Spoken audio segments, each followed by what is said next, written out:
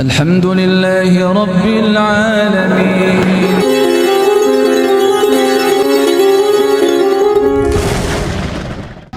Kalau esensi larangan sholat itu bagi orang mabuk itu adalah tidak nyambungnya antara ucapan dan hati, maka ini tamparan keras bagi kita semua yang juga tidak mabuk sebenarnya. Tetapi ketika sholat tidak nyambung antara yang diucap dengan yang dipikirkan, yang dirasakan.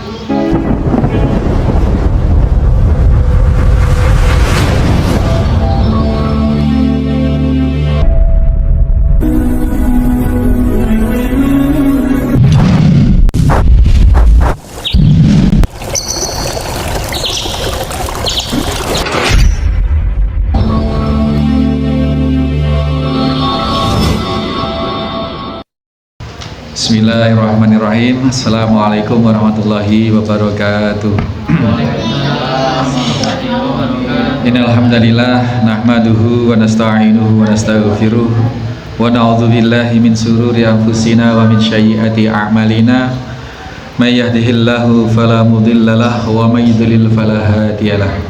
Asyhadu an la ilaha illallah wahdahu la syarikalah. Asyhadu anna Muhammadan abduhu wa rasuluhu la nabiyya ba'dah. Allahumma shalli wa sallim wa barik ala Muhammadin wa ala alihi wa sahbihi wa mawala. Qala Allah Ta'ala, ya ayyuhalladzina amanu taqullaha haqqa tuqatih wa la tamutunna illa wa antum muslimun. Wal asr innal insana lafi khusr illal ladzina amanu wa amilus solihati wa tawassaw bil haqq wa tawassaw bis sabr. Amma ba'du, ma'asyiral muslimin wal muslimat, para pembina, bapak-bapak, juga para ibu asatidzah, hadirin hadirat semua di Aula Yatim Center Situbondo dan segenap siapapun yang saat ini menyimak kajian ini, rahimani wa rahimakumullah. Silakan, atau pertanyaan atau apa? Ayah, Mas Sami, Masya Allah. Sebelumnya ada saat yang dimana mengatakan yang dimana jikalau kita sholat lalu tidak mengetahui arti dari bacaan sholat ketika takbir, rukuk atau sujud, di antara dua sujud itu, kalau hanya membacakan alatnya saja tapi artinya tidak diketahui, tapi bacanya benar, itu apakah tetap sholatnya hitam atau? Ya, sholatnya sah. Sholatnya sah. Jadi sholat itu yang penting sudah melakukan gerakan dan sudah melafalkan lafalan. Tetapi dampak dari nilai pahala atau dampak dari sholat, inna sholata tanha 'anil fahsya'i wal munkar, itu seberapa, itu perlu pemahaman pembacaan isinya. Ya, sholatnya sah. Tekalah baca Al-Quran, baca Al-Fatihah, yang penting sudah terucap bacaan atau ikut imam. Itu kalau sudah ikut imam tidak usah baca sendiri, itu sudah sholatnya sah. Sholatnya sah. Tetapi seberapa nilai pahala dari sholat dan seberapa sholatnya itu bisa menimbulkan dampak terhindar dari fahsya dan munkar, itu tergantung dari penghayatan tadi. Maka sholat kita tidak cukup hanya yang penting sah, tetapi kita harus mendapatkan banyak hal dari sholat itu, sehingga la taqrabus sholata wa antum sukara. Janganlah kalian dekati sholat kalau kalian sedang mabuk. Hatta ta'lamuna ma taqulun, hingga kau memahami apa yang kau ucapkan. Kata-kata ini garis bawahi. Hingga engkau memahami apa yang engkau ucapkan, hingga engkau mengetahui. Hatta ta'lamuna ma taqulun, ma taqulun. Jadi sholat itu diwajibkan, ya. Tidak boleh sholat kalau orang ingatannya hilang. Mabuk itu bukan karena bau alkohol, tidak. Dalam sholat itu dilarang sholat kalau mabuk, bukan karena kalau mabuk itu bau, tetapi karena apa? Karena kalau mabuk nggak nyambung antara yang diucap dengan yang dimengerti. Ngomongnya ngelantur, meskipun ngomong baik tetapi juga nggak nyambung gitu. Nah, kalau esensi larangan sholat itu bagi orang mabuk itu adalah tidak nyambungnya antara ucapan dan hati, maka ini tamparan keras bagi kita semua yang juga tidak mabuk sebenarnya, tetapi ketika sholat tidak nyambung antara yang diucap dengan yang dipikirkan, yang dirasakan. Ihdinas siratal mustaqim, sudah minta petunjuk sama Allah, ya Allah bimbinglah hamba, tunjukkanlah hamba, rangkullah hamba, pondonglah, dekaplah hamba untuk kau tunjukkan, untuk kau tepakkan di jalan yang lurus, tapi habis sholat nyolong sandal, berarti kan nggak nyambung nih. Nah itulah yang dimaksud sholatnya sah, ya Femi, sholatnya sah, tetapi nilai pahala dan dampak dari sholat itu yang akan bermasalah. Demikian ya sholat. Ada lagi? Farhan, mana? Kalau sholat gerak-gerak kesana kemari jongkroknya temannya boleh? Ya tidak boleh. Nah, ya, kadang masih jongkrok sana, tidak boleh. Monggo, ada ibu-ibu? Nggak ada? Sambung, Haji Nur Salam. Sambung rasa mungkin. Sambung rasa, ya, monggo. Biar dengar. Assalamualaikum warahmatullahi wabarakatuh. Waalaikumsalam warahmatullahi wabarakatuh.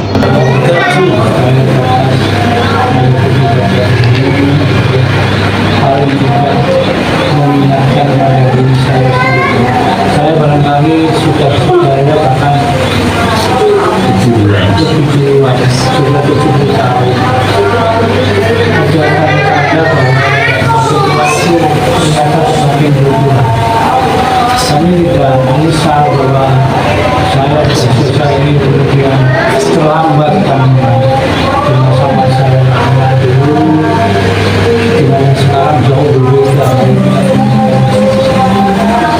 Saya lebih jauh dari yang Pak Jarwo katakan ini. Kalau belum katakan jauh, artinya saya itu di bawah. Untuk berusaha untuk memahami dan sebagainya itu memang apalagi tidak lulus. Nah, 30 aja belum semuanya. Yang saya tanyakan begini, memang membaca tidak paham perlu saja diulang-ulang, sudah dilakukan. Nah, kemudian khusus untuk sholat ini, kalau kita baca misalnya dengan mengucap bismillah atau kita diam dengan mendengar atau cukup cepat aja, sehingga kalau saya ikuti saya nggak bisa mengikuti sholatnya, nggak sempat mendengar. Bahkan hilang ketika ada suara yang lain gitu. Itu sangat dari saya sendiri. Ketika Allah ya, saya sudah mendengar lagi kemudian tunjukkanlah kami jalan. Belum saya tunjukkan akhirnya pemahaman kita enggak. Nah ini gimana menurut Ustaz itu? Karena ada juga hadis yang mengatakan bahwa makhluk ini kita sudah lihat sholat, tapi dalam prosesnya tadi ternyata banyak tidak sesuai dengan harapan. Seperti yang baik sholat sunat maupun sholat tarawih yang sekarang ini, atau sholat yang fardu, itu cepat sekali ya, sehingga nggak sempat membaca kita yang memang nggak baca berkali. Al-Fatihah belum selesai, baru kita selesai kita sudah Allah. Itu aja. Halo, Asadiza, tahu apa yang persoalan yang digulirkan oleh Pak Haji Nur Salam? Dengar. Tahu? Apa? Halo? Hah? Yang tidak bagus apa? Jadi begini, minta tolong, ini forum ini insya Allah sangat bermanfaat ya. Jadi betul-betul cerna, sehingga meskipun nggak tanya tapi dapat dari apa yang ditanyakan, dari apa yang dijawabkan, itu ya. Jangan andalkan YouTube, sudahlah, jangan andalkan YouTube, tidak sama nanti, tidak sama. Ini memang diupload di YouTube, tapi ya tetap tidak sama hasilnya, gitu, tidak sama. Jadi di satu sisi ada innama amalu binniat, sholat supaya sempurna, sudah bagus. Tetapi di kenyataannya sholat bermakmum ke imam yang cepat, bahkan bacaan belum selesai. Di satu sisi ada tuntutan la taqrabus sholata wa antum sukara hatta ta'lamuna ma taqulun. hatta ta'lamu nama taqulun, ini yang kita garis bawahi, hingga kalian mengetahui apa yang kalian ucapkan. Bagaimana akan mengetahui yang diucapkan? Artinya ini masih ngeraba-ngeraba, masih ngenget-ngenget gitu. Di sisi lain imamnya cepat, bahkan Al-Fatihah ini belum genep yang diingat, sudah amin, sudah rukuk gitu. Bapak Ibu sekalian, membaca Al-Quran itu ada satu ketentuan baku dari Allah, warattilil Qur'ana tartila. Membaca Al-Quran itu hendaknya dibaca dengan tartil. Membaca Al-Quran itu baik di dalam sholat, di luar sholat, maupun dimanapun. Jadi tidak ada pengklasifikasian. Perintah Allah warattilil Qur'ana tartila, sehingga dalam sholat pun seyukjianya dibaca tartil. Tidak hanya sekedar sudah genap atau dipandu dengan ingatan. Meskipun kadang-kadang orang gini, membaca pating kalajir tidak apa-apa, yang penting ingatannya sudah ini Al-Fatihah. Tidak bisa. Ini namanya Al-Fatihah tidak genap. Bismillahirrahmanirrahim. Nah, seperti itu. Tidak jelas yang dibaca, juga tidak genap yang dibaca, tiba-tiba waladolin. Ada nama buatan ini? Ada, Pak. Padahal Al-Fatihah, tidak sholat seseorang kalau dia tidak membaca Al-Fatihah. Sudah membaca Ustaz itu? Iya, tapi Al-Fatihah tidak jangkep. Kalau sudah jangkep sekalipun, apakah sudah memenuhi kriteria warattilil Qur'ana tartila, maka disarankan orang yang memang ingin sholatnya sempurna mencari tempat sholat yang bacaan imamnya memenuhi standar Pak Haji. Gak apa-apa pindah musola, pindah masjid, kalau memang di situ tidak memenuhi syarat, karena tidak sah sholatnya seseorang kalau aturannya seperti itu. Apalagi sudah tidak tumakninah, rukuknya, sujudnya seperti burung mematok-matok, set, itu tidak sah sholatnya. Nah, kita yang sudah tahu seperti itu, wajib hukumnya cari tempat lain. Usulkan Ustaz, itu sholat musola di samping rumah, berarti sholat kita tidak karena Allah, tetapi karena sungkan kepada manusia. Ini yang bahaya. Solusinya ngoten Pak Haji, senyampang kita misalkan takmir punya ketentuan.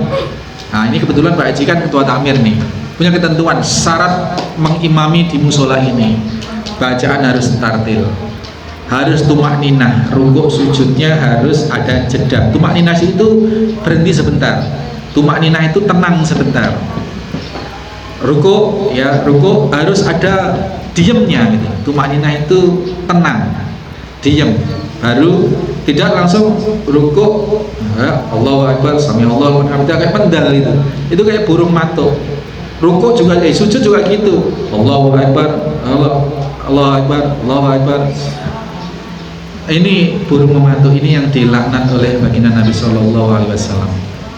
Jadi solusinya cari imam.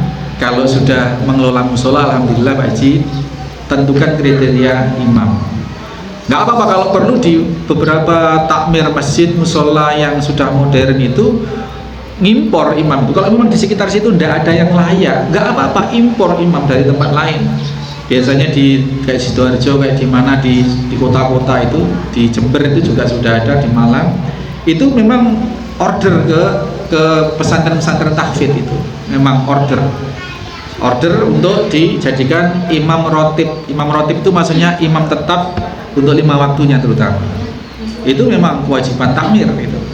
Kalau sampai takmir ini melebar akhirnya urusannya. Kalau sampai takmir kemudian membiarkan ada imam yang tidak memenuhi kriteria, kemudian dipaksakan jadi imam, kemudian menjadi akhirnya tidak sah sholatnya, ya takmir dapat dosanya juga. Makanya berat jadi takmir. Makanya jangan seneng-seneng jadi imam. Makanya di musola sini itu mulai dulu saya tidak senang-senang jadi imam, hingga akhirnya tidak boleh jadi imam itu alhamdulillah.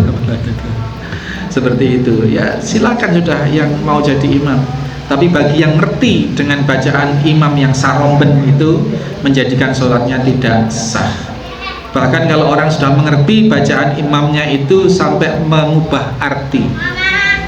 Ihdinas siratal mustaqim, dibaca ihdinas siratal mustaqim, ini sudah mengubah arti, Pak. Sudah salah. Ini enggak sepele ini masalah ini. Ya. Ya ayyuhalladzina amanu taqullaha wa qulu qawlan sadida, dibaca ya ayyuhalladzina amanu, ya ayyuhalladzina amanu taqullaha wa qulu qawlan sadida, dipasai-pasaikan syadida. Ini artinya bertolak belakang. Qaulan sadida itu wahai orang-orang yang beriman, bertakwalah kepada Allah dan berkata-katalah yang benar, yang baik. Itu kalau sadida, dan itu asli ayatnya. Kalau dibaca sok fasih gitu ya. Ya ayyuhalladzina amanu, ya ayyuhalladzina amanu taqullaha wa qulu qaulan sadida. Wahai orang-orang yang beriman, bertakwalah kepada Allah dan berkata-katalah yang kasar. Syadid itu keras, kasar. Kalau sadid itu lembut atau benar atau tepat.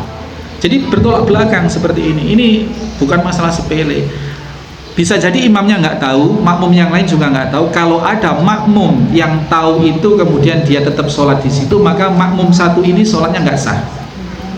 Itu, dan wajib hukumnya untuk menyampaikan, memberikan masukan bahwa itu kemungkaran.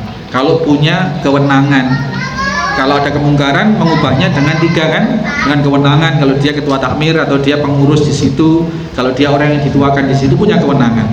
Kalau enggak, mungkin dengan lisan, ya ngomong yang baik, yang lembut, yang hati-hati kepada takmirnya terutama, atau kepada yang bersangkutan sendiri.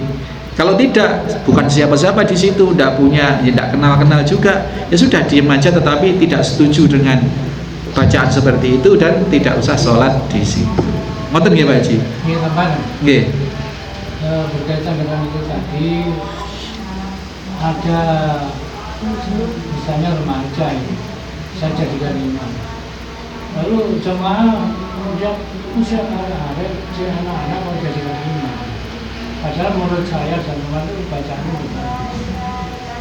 Nah ini, cuman akhirnya tidak jamaah di situ. Ini terjadi pada saya sendiri. Di sana, ya. Karena anak ini sudah dari pondok, sudah SMA, Sudah balik. saya bacaannya sudah cukup baik. Kemudian saya jadikan imam. Nah, kemudian ada masukan tuh, memberikan masukan, dia kok jadikan imam. Akhirnya dia keluar jemaah. Ini menjadi gak enak saya sebenarnya. Gimana menurut saya? Ini yang salah lakukan. Yang kedua, dalam memahami Al-Quran tadi, apakah harus runtut dari pertama dari Al-Fatihah sampai An-Nas misalnya? Apa harus seperti itu atau kita boleh nyuplik yang sesuai dengan konteksnya? Misalnya kita memahami ya ladzina amanu la tulhikum amwalukum, ya artinya itu bahwa manusia yang beriman janganlah anak-anak kamu, bangsa kamu itu melalaikan kamu dari mengingat Allah gitu misalnya. Ini tidak ingat yang gitu. Jadi kita mau berusaha untuk bagaimana pekerjaan macam-macam itu berupaya untuk segera ditinggalkan kalau misalnya sholat. Itu ingat. Makanya ya saya sudah berusaha itu, mulai dari adzan datang pertama macam-macam. Nah, ini apa seperti itu atau harus mulai dari yang pertama Al-Fatihah harus urut. itu tidak paham gitu. Ya kita ambil yang mudah dipahami. Misalnya Anas, Ikhlas gitu. Kita coba untuk itu. Gimana menurut Ustaz itu? Jadi halo, ada lagi permasalahan yang bisa didengar tadi barusan? Halo, belakang. Apa yang pertama? Apa? Ada imam yang usianya masih muda dan akhirnya tidak disukai. Ya memang diantara syarat jadi imam itu yang nomor 1, bacaannya bagus, hafalannya paling banyak. Kalau ada lebih dari 1 yang seperti itu ditimbang usianya. memang ada pertimbangan usia. Kalau sama-sama ada dua orang yang kualitas bacaannya, kuantitas hafalannya sama, maka umurnya, kalau ada yang dua umur sama, mana yang dia lebih lama mungkin di situ, begitu. Jadi di situ aja di kriterianya Pak Haji. Kalau kemudian ada imam yang diimpor atau yang ditugaskan, kemudian tidak sudah memenuhi kriteria, sebenarnya ya sudah, sebenarnya itu. Adapun orang protes dan lain sebagainya, protes, ya berusaha kita beri pemahaman kriteria jadi imam, atau ditawarkan kalau memang ini yang layak, ini dari warga kita ini, yang lain tidak layak misalkan itu, atau kurang layak dari ini, apa kita perlu urunan memberi transport, mengundang imam dari luar, monggo, misalkan seperti itu Pak Haji. Karena apa? Memang kalau orang bermakmum imamnya itu tidak disukai, maka itu memang perlu solusi. Bahkan dikatakan tidak sah sholatnya kalau bermakmum kepada imam yang tidak disukai itu. Maka ya harus terjadi bergaining di antara warga. Kalau memang tidak cukup dengan apa yang ada, padahal harus memenuhi kriteria, ya bagaimana solusinya? Ngoten Pak Haji. Terus diberi pemahaman juga bahwa kita sholat itu, ya kita sholat seharusnya tidak memandang bahwa imamnya masih kecil, bahwa kriteria yang benar seperti ini. Nah kita adanya seperti ini, misalkan seperti ini. Itu Terus menghafal Al-Quran, apakah urut dari Al-Fatihah sampai terakhir harus Anas? Boten. Bisa diambil ayat-ayat pilihan, bisa diambil dari surat-surat pilihan, atau dari surat-surat yang disuka. Jadi tidak ada ketentuan Al-Quran harus dihafal dari awal sampai akhir.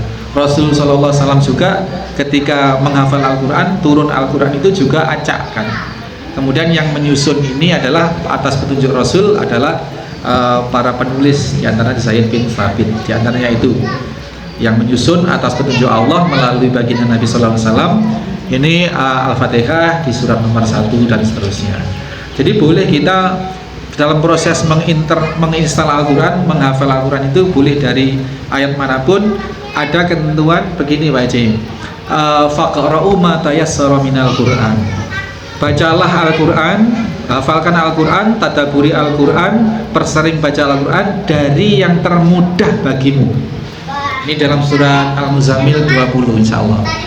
Faqra'u ma tayassara minal Qur'an. Itu. Jadi itu termudah, jadi bebas. Yang masih bujang misalkan cari ayat-ayat perjodohan boleh. Halo, yang masih bujang, Mbak Lim nggak boleh, sudah nggak bujang, langsung lihat sini ya. Itu Rabbi la tadzarni farda wa anta khairul warithin. Wah, dijamin jos.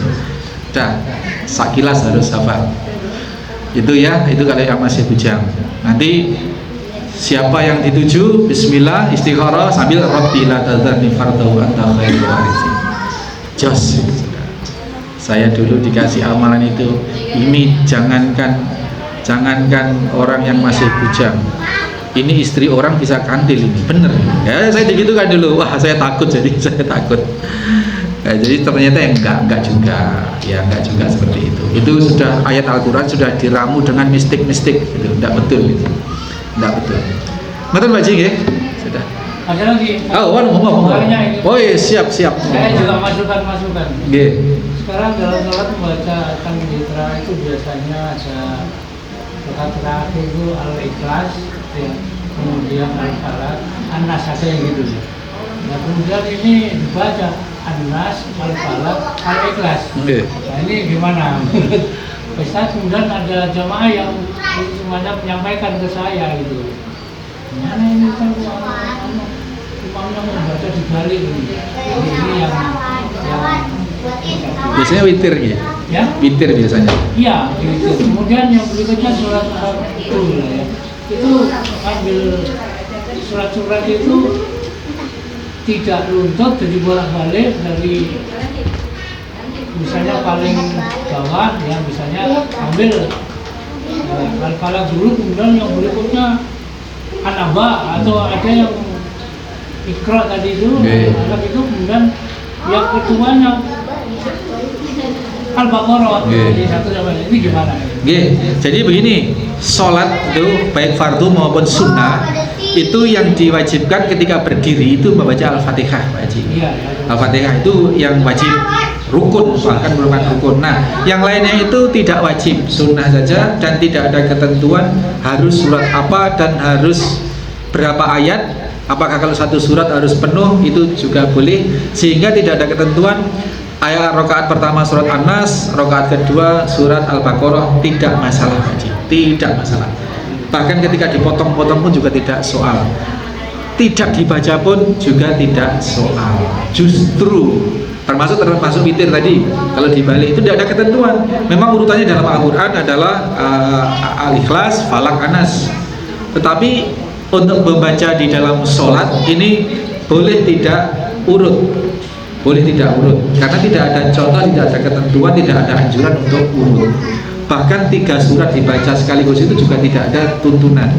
Jadi kalau dianggap itu sunnah malah keliru.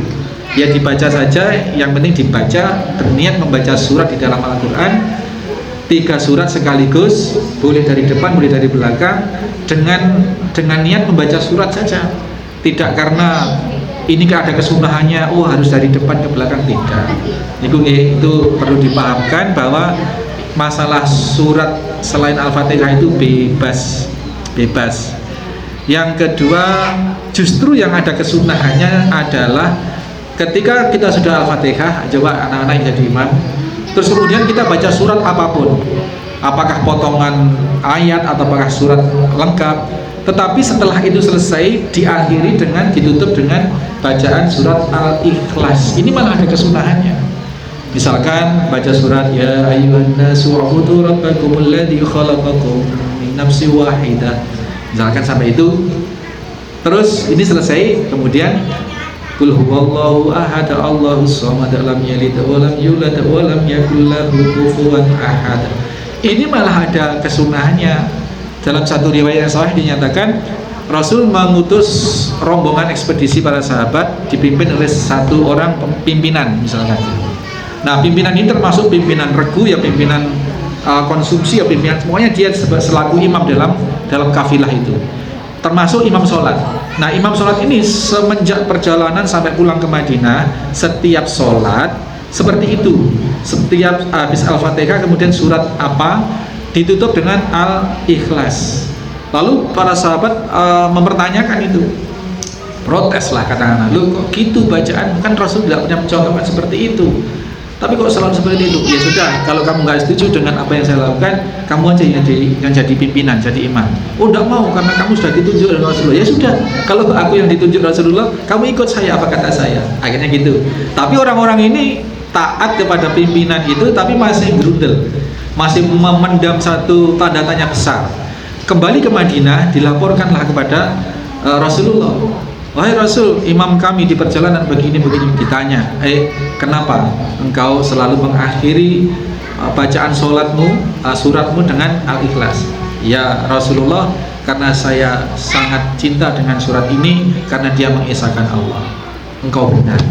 Dan pokoknya dipuji-puji oleh Rasulullah. Ini adalah hadis, berarti persetujuan Nabi ini adalah hadis yang meskipun pada mulanya Rasul belum pernah mengajarkan, tetapi ada validasi dari Rasulullah, dan ini menjadi kesunahan. Dan ini adalah sunnah yang sudah ditinggalkan banyak orang, sehingga kalau kita mengamalkan itu, maka kita termasuk ahyaus sunnah, menghidupkan sunnah. Saya sekali-kali kalau sholat sendiri atau bahkan jadi imam sekalipun, kadang-kadang saya lakukan itu. Setelah surat apa diakhiri dengan surat Al-Ikhlas. Ngoten nggih Pak Haji, ini kronologisnya. Monggo. Ada lagi? Bapak sudah keburu mau makan? Yang enggak puasa? Enggak apa-apa, nanti ini kajian yang tidak mungkin di sini, nanti pulang kita bawain itu apa untuk buka nanti sore. Itu kita sudah bungkus tadi kurma, satu tepak.